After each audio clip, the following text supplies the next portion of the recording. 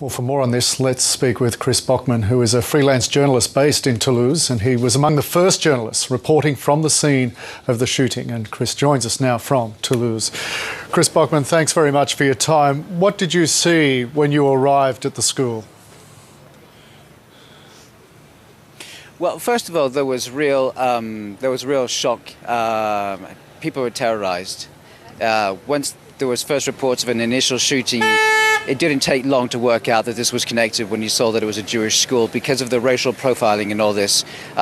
Caribbean soldier, 3 soldiers from North Africa, and then now a school for people of the Jewish faith. It was very easy to put it all together. It was just it was just a few hours really before it was made official. It's the same gunman. And right now there are hundreds of policemen all around the city of 800,000 people, the 4th city in France, doing 2 things. One, trying to find the killer, and secondly, trying to reassure the population. And right now, a lot of people who have kids who go to the school behind me are bringing flowers here in memory of the victims. But right now, there really is a feeling of, it's tense, put it that way.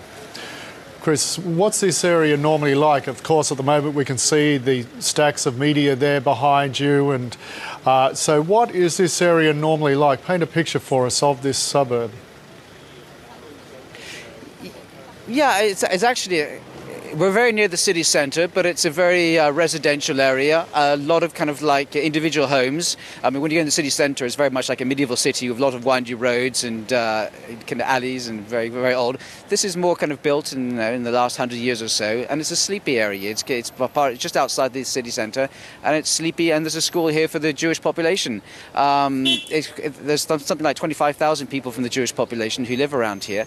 And they did have security cameras. They have security cameras on the gates, at least 4, which suggests that the gunman, he came, he looked at the place and then said, I'm going to carry out a shooting here, regardless of the cameras. That's what makes the whole thing quite horrific. It's brazen attacks during daytime hours in front of witnesses, and he leaves calmly on his bike. What we have learnt today is that he's also filming his killings with his own camera strapped to his head, which tells you something about maybe the psychology of the man. Before we talk a little bit more about who the police may well be looking for, you mentioned that the mood there is tense. What are some of the other emotions that are swirling, not just through Toulouse, but across the nation, across France? I think, as you mentioned earlier, I mean, we're on, it's called Scarlet Alert, which is just one level below state of emergency. That gives you an idea.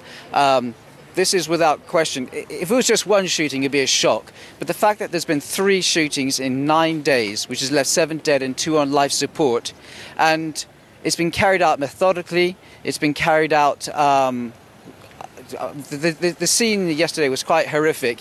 I don't want to go quite into it, but basically the gunman charged into the playground after shooting the first 2 victims. A girl who was 8 years old was crouching on the floor.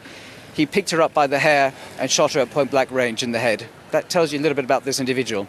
And that's why they're so desperate to find him, because there seems to be little doubt he'll strike again. What are the police saying today about the possible connection between this atrocity and the drive-by shootings in the area of those soldiers, of the French soldiers? Do they believe it is indeed one individual, or is it possibly more than one individual using the same method, the same operation? It's the same method, no question about it, except yesterday he used 2 guns instead of 1. He's coming on a motorbike and leaving on a motorbike. Same ballistics, same weapon. At least one of the weapons has been used for each of the 3 shootings. They're pretty sure at the moment it's one individual. There's been talk about maybe it could be an ex-paratrooper who was fired and had neo-Nazi connections and posted videos of himself. If that was plausible, I'd have thought they could have managed to track him down by now. But he's definitely doing this in such a brazen way. What else can we say? The important clue, which people are trying to pick up on here, and they have, I think, around 200 people in forensics and the rest looking for this man, is that the first person he killed, who was of Caribbean origin, was an off-duty army man who wanted to sell his own motorbike. So he fixed a rendezvous with the killer to show him his motorbike. Now, we don't know how that contact was made, but you can be certain the authorities right now are trying to find out through all the means how that connection was done that they met? Was it done by a public payphone? I'm sure it wasn't done by a mobile phone. Was it a public payphone? Was it done by the internet? I'm sure going to all the different internet cafes. And also, for him to know that this man was of Caribbean origin, there must have been sort of banter between them. So I think that's actually the most important detail right now. And Chris, there are presidential elections in a month or a little over a month. What effect is this likely to have, this awful string of events likely to have on that election, particularly on voters and the issues that may well be foremost in their minds as they go towards the ballot box? Yeah, I mean, yesterday I was here when President Nicolas Sarkozy arrived, and he was followed very soon afterwards by his main opposition candidate, rival, the socialist François Hollande. And I have to say, campaigning has been more or less suspended right now. Nobody wants to be seen to be taking too much advantage of the situation. The soldiers who were killed last week, they're being buried about 30 miles from here tomorrow. The President Sarkozy will be there for that funeral. It's difficult to say how... For the moment, it looks like it's racial. There's a racist angle to this, but maybe there isn't. If if he shoots again and he chooses a totally different target, then I guess that goes away. It's really it's such a fast-moving story, and one which they're not used to in France at all, that it's really difficult to make any conclusions politically on this. But what is certain is that the political campaigning has been suspended, and that right now all the attention is on finding this man. This is probably the biggest manhunt in France in decades.